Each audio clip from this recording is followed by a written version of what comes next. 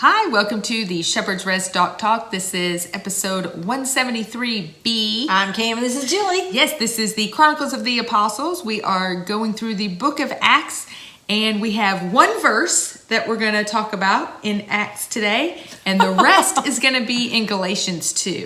So it's really Galatians 2, 1 through 18. 1 through 18. So last week we talked about Herod Agrippa being the king of the Jews and him doing the persecution, or he was starting to persecute the way, which is the believers in Messiah, who are part of, it's a sect in Judaism. Right. So you have the Pharisees, the Sadducees, the Essenes, you have the way. And a whole bunch of others. But there are, but those were the main ones. Right. And the way had become one of the more prominent ones. So with that said, so he started persecuting the way, and he saw that it pleased the Pharisees and the Sadducees, especially the Sadducean high priests and his family. So at the end of 11, I believe it is, at the end of 12, we see that the Lord strikes him down because he did not recognize that Elohim put him in the position that he was in, and he dies. Yeah. All right. Now the next verse. And that's Herod that dies. Yes. Yeah. Herod Agrippa dies. All right. So that was 12:23 and 12:24. Well, 12:24 says, and the word of Elohim went on growing and spreading. Now 25, and Barnabas and Shaul, which is Paul, returned from Jerusalem, having completed the service and having taken with them John, who was also called Mark. All right, so yes. You know, when you read that, I was like, oh my gosh, even another link to Exodus, because under persecution, they're growing. Yeah.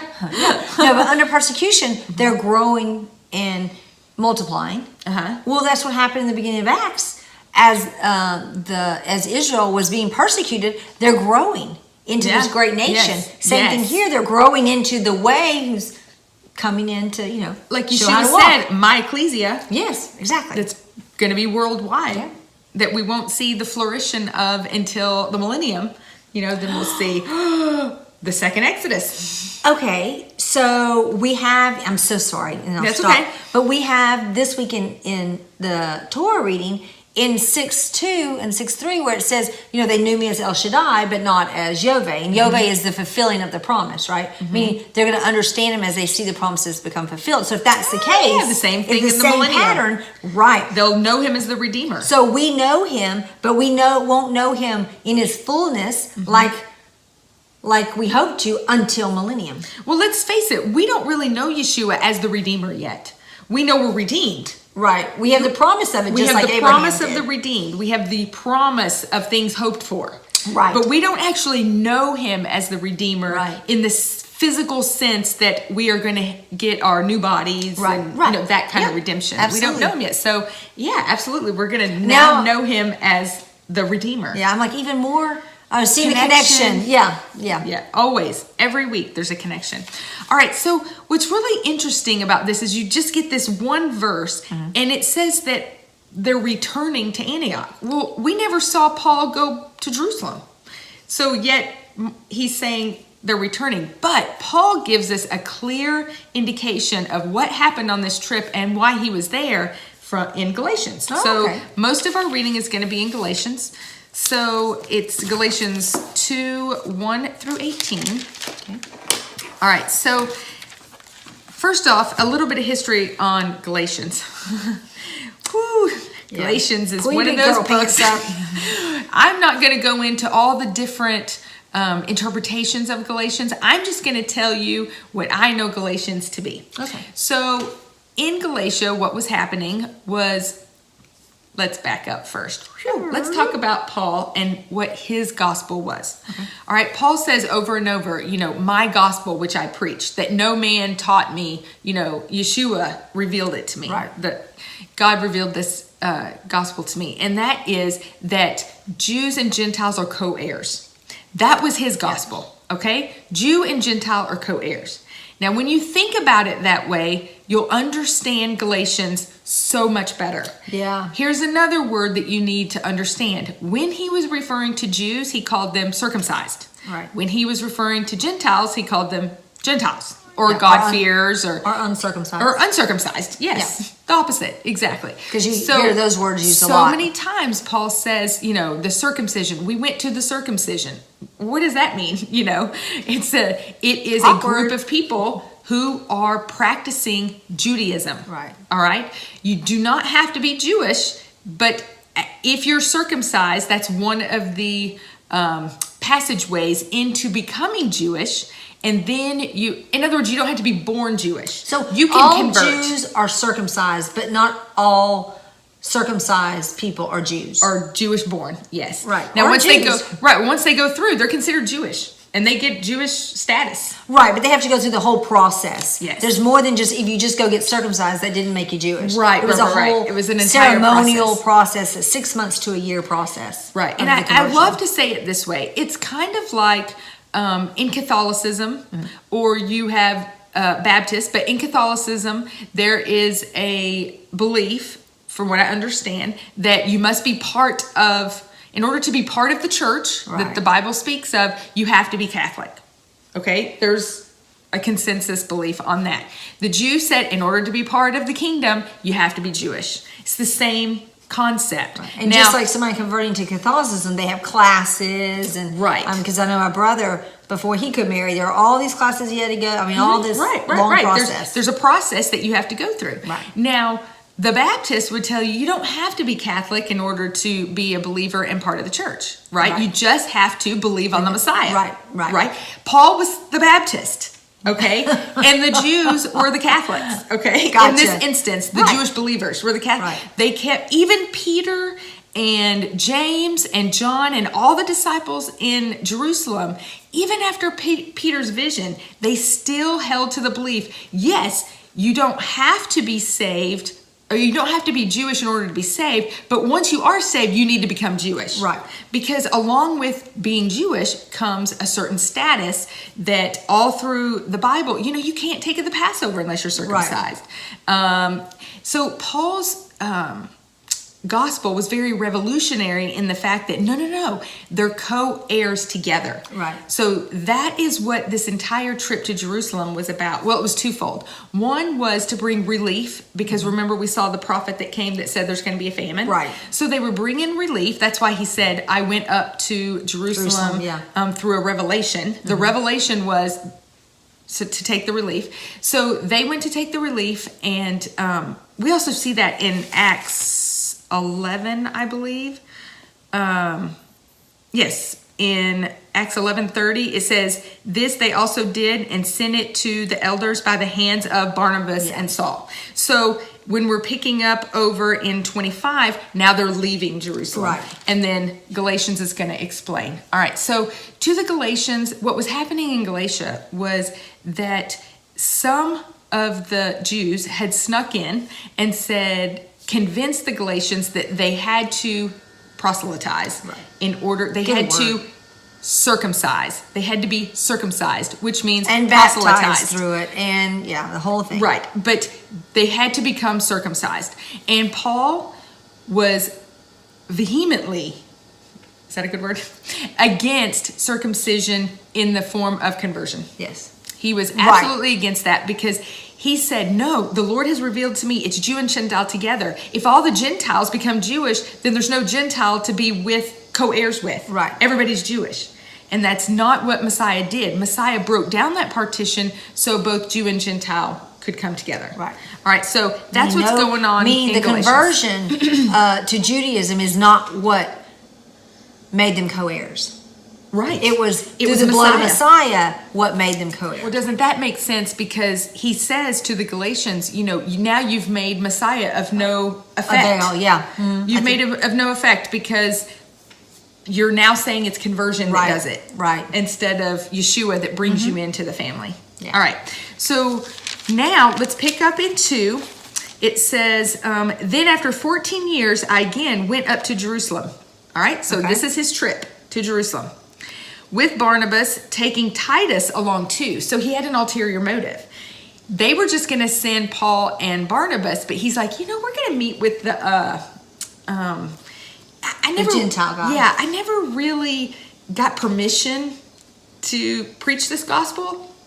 And we already know, we're already going to see as we read along that they've received reports that he's right. It's not that good. Paul is not teaching according to Torah. So he's like, so I think I'm going to take proof that God is working through the Gentiles. So, which is funny because Peter actually went to the house of a Gentile and was like, "Oh my gosh, the Lord is giving them the Spirit." So the higher up in Jerusalem should absolutely be aware of this. Yet he doesn't seem to be pushing it like he should be. Well, because his thought is absolutely the Gentiles are getting this. Now it's the same idea as when we become saved, we do Torah because we're saved. Right. They should convert to Judaism because they're saved. Oh, okay. You see what I'm saying? Yeah. So at this time, before this meeting, Peter and James and the entire council's position was absolutely it's freely given to the Gentiles. Now become Jewish. Which I guess I can see that because Peter's job there was to teach them the tradition and how to walk. Right, and so I can see that. And they've used Abraham as their proof because Abraham was found to have faith before he was circumcised, but he still had to be circumcised. Right, as the sign. So that's how they kind of think of it. Is like absolutely this grace comes to the Gentiles, but they still have to go through the process. They just don't have to go through the process first. Right, which is funny, and then I'll shut up. But that is scriptural that he was brought in and then he was circumcised as a sign, but that wasn't conversion to Judaism. Right. And that's right. So they've taken the circumcision that's meant to be as a sign and perverted that into becoming Judaism. And that's not, because a Gentile does, anyway, you still see that you see it in Ezekiel 40 that you still, or 44, that you still have Jew and Gentile both being physically circumcised. Right. But not necessarily a conversion. Well, let's talk about that. We know if we skip to Acts 16, all right, we know that Paul was not against circumcision. Right. Because in Acts 16:3, it says, Shaul wished to have this one go with him, talking about Timothy, and he took him and circumcised him.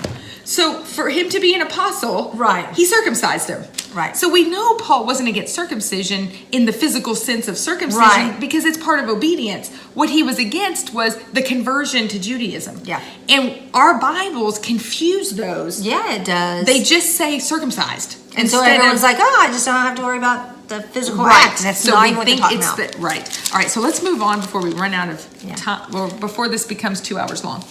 All right, so then after 14 years, I again went up to Jerusalem with Barnabas and taken Titus also. And I went up by revelation. Okay, that revelation is that there's a famine. All right.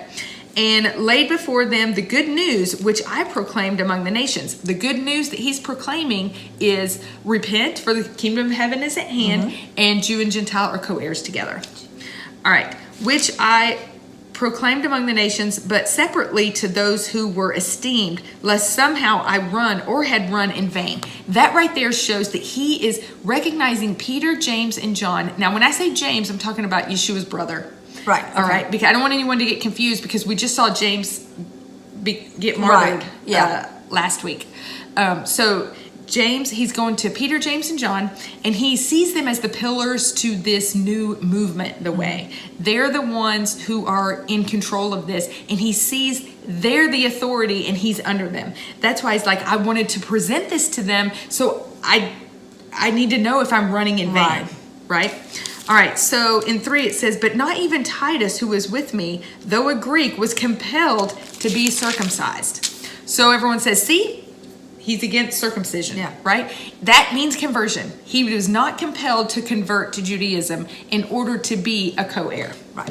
All right, now in 4, But as for the false brothers sneakingly brought in, who sneaked in to spy out our freedom, which we have in Messiah Yeshua, in order to enslave us. So that's another proof that a lot of people try to use of, see, we're free. We're free from the law. They're trying to enslave them back into the law. No, they're trying to get them to convert. Right. So I see it like this. You have Judaism and you have paganism. Okay, these were the two. Right. And then you have the way. All right? Yeah. This one goes here and this one goes here.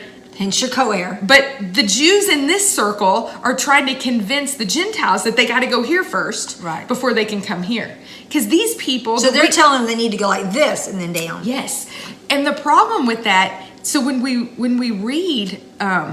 later on where he tells Peter, so you being a Jew are acting like a Gentile, right, but you're making the Gentiles act like a Jew. Yeah. What he's meaning by that is we've left the strict Judaism and gone to the way. Yes, the man-made tradition, and we are following Torah. That's the freedom. Yeah. We know that from 119, Psalms 119, and that James. Torah is freedom. Right, James, and the law of liberty. Yes, the law of liberty. You look into the law of liberty. We know that following God's way is the freedom. The bondage, the enslavement is sin. Right. So when we try to get into an institution that promotes sin, missing the mark of Torah, right, that's enslavement. Yeah. Just ask anyone. Never mind. We're not going to go there. So let's keep going. All right. In 5, it says, to these we did not yield in subjection, nor even for an hour. For the truth of the good news remains with you. But from those who were esteemed to be what they were, it makes no difference to me. Elohim shows no partiality. For those who were esteemed contributed not to me. Okay, so what that means is they did not add or take away from his gospel. So they did not lay any more laws on the Gentiles than what Paul was already presenting to them. All right, so he's building his case that even I had the backing of Jerusalem. Right. Because it's the ones from Jerusalem that are convincing the Galatians not to do this. Yeah. So he's trying to say, look, I went to the head honchos. Right. I got permission to do this. They did not give me anything else that you guys needed to do. Right. Yeah, and it even says right there about they snuck in. Yes. So that right there shows that, they're not coming in representing Jerusalem. They're not coming in with an open mind at all. They're coming in with their own intentions. Yeah. They're seeing it's not done the way they think it should be done, and they're reporting back. And isn't that the way it is? They don't like the way it's done at the home base, so they're going to come and try to do what they wanted to somewhere else. Yeah, true. All right, so here's another little proof about the circumcision and the uncircumcision. Circumcised, blah, blah, blah. All right, but it says in 7, but on the contrary, when they saw that the good news to the uncircumcised had been entrusted to me, even as Peter to the circumcised, for he who worked in Peter to make him an emissary to the circumcised also worked in me for the nations. So the nations are the uncircumcised, right, and the Jews are the circumcised. Right. All right, now he's building up this entire argument, and it kind of changes gears in 10. So what we're going to have is we're going to see, there's one more thing I wanted to say. It says in 9, so when Jacob, Peter, and John, so James, Peter, and John, that's how I know it's those three, who seem to be supports, came to know the favor that had been given to me. They gave me and Barnabas the right hand of fellowship in order that we go to the nations and they to the circumcised. So right there, he's saying the conclusion of the meeting was, I am now an apostle. Mm-hmm. Barnabas is an apostle. We are both working for the same master. Right, yeah. And I'm to the nations and he's to the circumcised. Yeah. You do your thing, we're going to do ours. All right. Another verse, I think it's in Romans 2, that where Paul says, if you're circumcised, don't become uncircumcised. Right. And if you're uncircumcised, don't become circumcised. Well, you can't become uncircumcised. Right. So again, that's showing, they're saying, don't leave Judaism. Don't leave, don't be like, well, if you don't have to convert, then I'm going to leave it. Stay where you are. Stay wherever Messiah found you, yes, because he needs us where we're at. Right, yes. Yeah, absolutely. To do his will.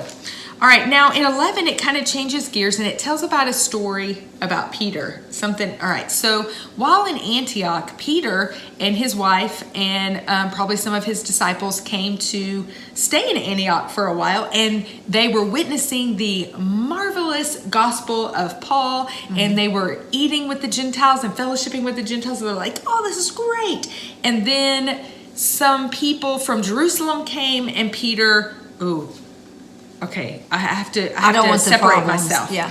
So he only started eating with Jews, and he wouldn't fellowship with the Gentiles, and he just became kind of an elitist, saying that they're separate. They're two separate groups. And Paul's whole thing is, no, we're all one in Messiah. Yeah. We're all one. And Peter, you went into that house that you weren't supposed to go into.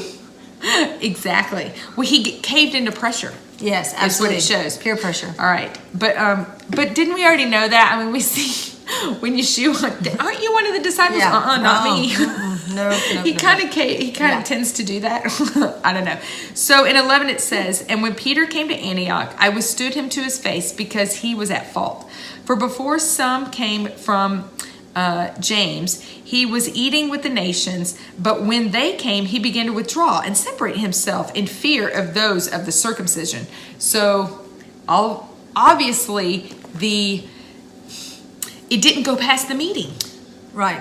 You know what I'm saying? It didn't seem to be an actual council law. It was just like, sure, Paul, you go do your thing. We're going to do ours. And it didn't go past that. He seemed to be comfortable with it when he was with everyone, but he wasn't comfortable enough to stand against the grain and go, no, the Lord showed me this personally when I went to, what's his name's house? Cornelius's house. Personal revelation, but he doesn't seem to be following through. Yes. Yeah, and he's the one that got the vision. Looking at him. Right, that's what I mean. And the reason I say this, they must not have stuck to that in the way in Jerusalem, is because it says they came from James.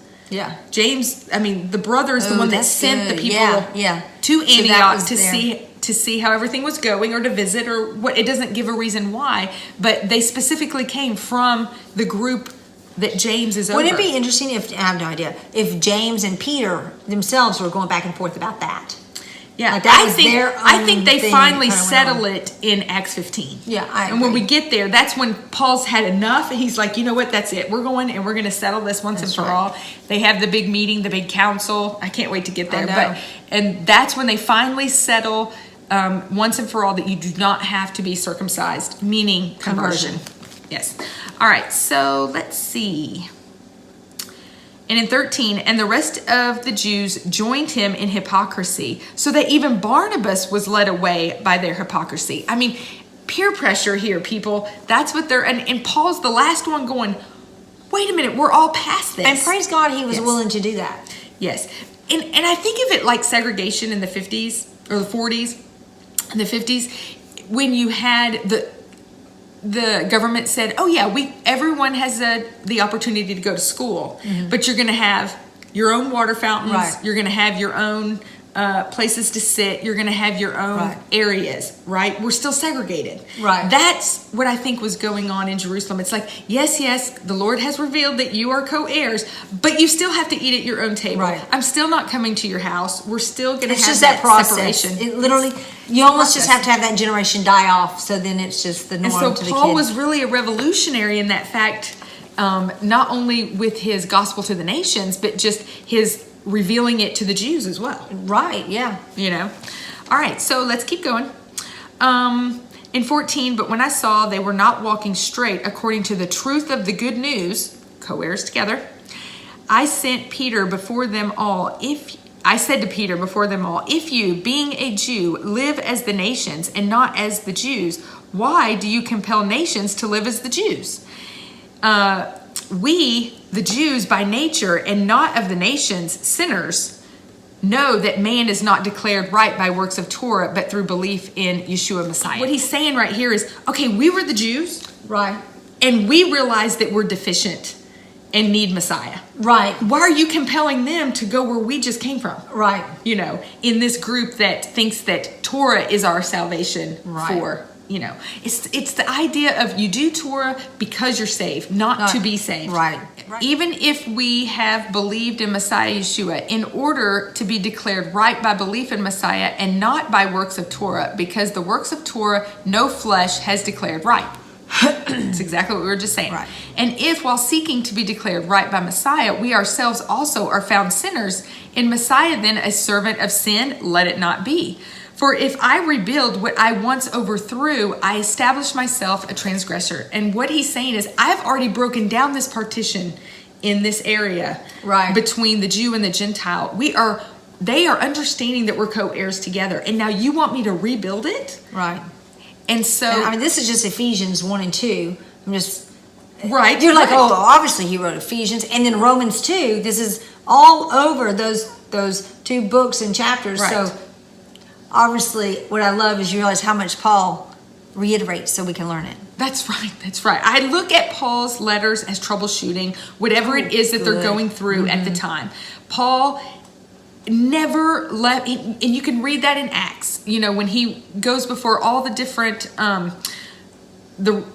rulers, Jew and Gentile alike. He always says, I never have transgressed Torah. I've always done what Torah says. And so, when we're reading Galatians, it's very difficult. I was talking to someone yesterday and they were saying, I read through Galatians and I didn't understand. It was so hard to understand because it really has been ingrained in us that these certain catchwords mean a certain thing that they don't mean. Right. And that just creates our confusion. That's what creates the confusion. And that's what we're kind of doing here. We're just going to try to undo some of those things. But I want to close with this, and that is in 2 Peter.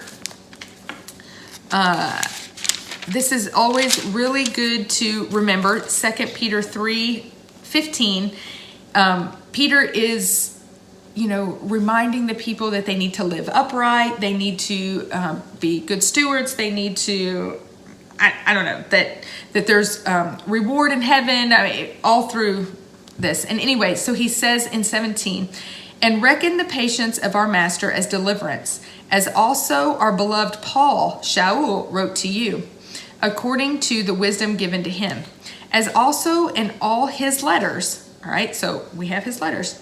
Speaking in them concerning these matters, in which some are hard to understand, which those who are untaught and unstable twist to their own destruction, as they do also the other scriptures. You then, beloved ones, being forewarned, watch, lest you also fall from your own steadfastness, being led away with the delusion of lawless. So Peter's basically warning right here, look, some of Paul's letters are very hard to understand. And if you're not really grounded in Torah and scripture, you will be led away with the lawless. And the lawless are the ones who don't want to follow Torah. Right.